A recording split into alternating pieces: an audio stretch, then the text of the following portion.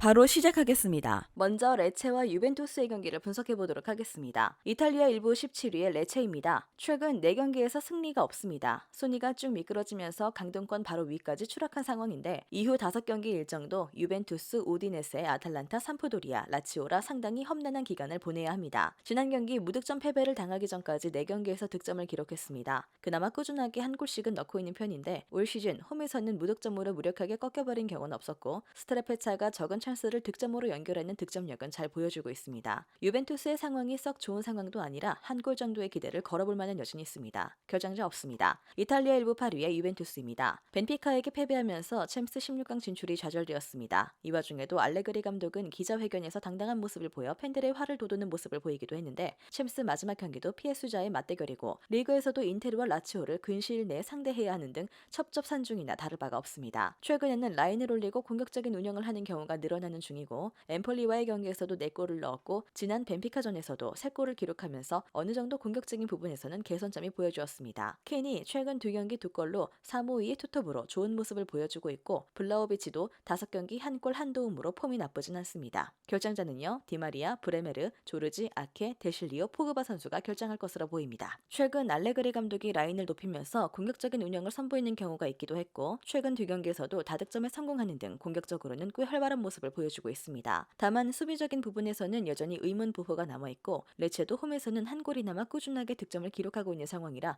유벤투스도 뒷문 제어 능력이 아주 인상적이진 않을 수 있습니다. 2.5버를 함께 점쳐보아도 무방한 경기입니다. 다음은 인터밀란과 삼프도리아의 경기를 분석해 보도록 하겠습니다. 이탈리아 1부 7위의 인테르입니다. 풀젠을 4-0으로 대파하면서 바르셀로나를 유로파로 보내버리고 16강 진출에 성공입니다. 최근 리그에서도 3연승을 달리면서 순위를 점점 반등시키는 등 기세는 꽤 좋은 상황이라고 할 수 있겠죠. 강등권 팀과의 경기지만 이번 경기에서 로테이션을 돌리지는 않을 가능성이 높습니다. 다음 일정인 챔스 마지막 경기인 바이언전을 이겨도 조 1위 진출은 불가능하기 때문인데 일단 삼프도리아를 확실하게 잡고 바이언전에서 로테이션을 돌린 뒤 유벤투스, 아탈란타, 나폴리를 만나는 죽음의 일정을 대비할 확률이 높아 보입니다. 결장자는요 브로조비치 선수가 결장할 것으로 보입니다. 이탈리아 1부 18위의 삼프도리아입니다. 크레모네세를 잡아내면서 꼴찌에서 18위로 순위를 2단계 상승했습니다. 그러나 강등권 팀인 크레모네세에게도 1-0 신승을 겨우 거뒀을 정도로 올 시즌 경기력이 매우 떨어진 것은 사실입니다. 원정에서 치러진 5경기 중 4경기에서 득점을 기록하는 모습이지만 원정에서 치른 모든 경기가 10위 이하의 팀을 상대로 했음을 고려해야 합니다. 올 시즌 5위 이상의 팀을 상대로는 4경기 2득점에 불구하고 해당 경기에서 승리를 기록한 적은 없었습니다. 전방 자원들의 나이가 이미 황혼기에 접어들었기 때문에 인텔의 약점이라고 할 수 있는 에너지 레벨을 이용한 전방 압박도 쉽게 시도하기 어렵죠. 결장자는요, 무릴로, 윙크스, 데루카 선수가 결장할 것으로 보입니다. 최근 측면과 중앙을 넘나드는 빌드업의 활발함과 득점력이 상당히 올라온 모양새입니다. 삼프도리아의 노쇠화된 스쿼드와 수비 능력으로는 감당하기 어려운 사실이고요. 인테르가 조 2위가 확정된 바이언전에서 로테이션을 돌리고 이번 경기까지는 주전의 비중을 꽤 늘릴 가능성이 높아 로테이션 변수도 크지 않을 전망입니다. 인테르의 승리가 유력한 경기입니다.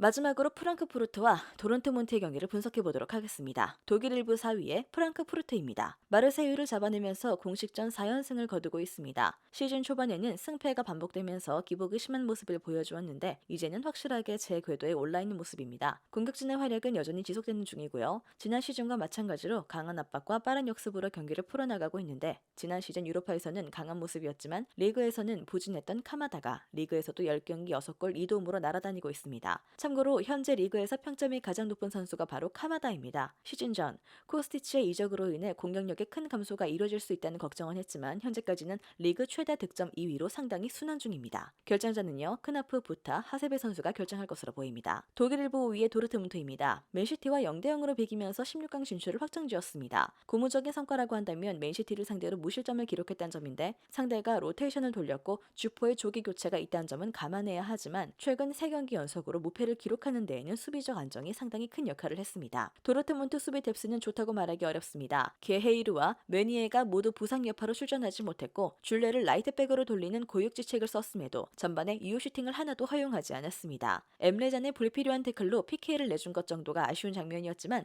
코벨의 선방도 빛났습니다. 최근 3경기에서 모두 무실점을 기록하는 등 수비적으로는 나름 안정세에 들어갔다고 볼 수 있을 듯하죠.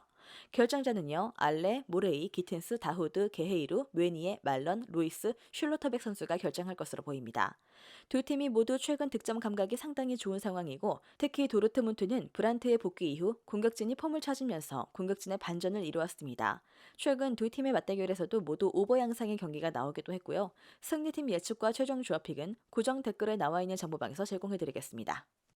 영상에서 알려드리는 내용들은 모두 1차 분석 내용들이며 2차 분석과 최종 조합픽은 영상 하단 고정 댓글 링크로 문의 주시면 안내 도와드리도록 하겠습니다. 시청해주셔서 감사합니다. 아직도 혼자 분석하고 계신가요? 이슬TV 스포츠 정보방에서는 실시간 스포츠 커넥션을 통한 소통하는 관리 시스템으로 확실한 수익을 전해드리고 있습니다. 정보방 입장 조건은 없으며 일반인들은 쉽게 접할 수 없는 배당 흐름 분석, 모든 경기 라인업과 결장자, 마지막으로 분석 모델링을 통한 최종 조합픽까지 무료로 제공해드리고 있습니다. 물론 마음에 안 들면 둘러보시고 나가셔도 됩니다. 혼자 하면 단기간으로 수익을 볼 수도 있겠지만 함께하면 장기간으로 꾸준한 수익이 가능합니다. 정보방 무료 참여하시고 꾸준한 수익을 원하시는 분들은 영상 고정 댓글 링크로 문의 주시면 안내 도와드리겠습니다. 늦지 않았습니다. 함께 합시다.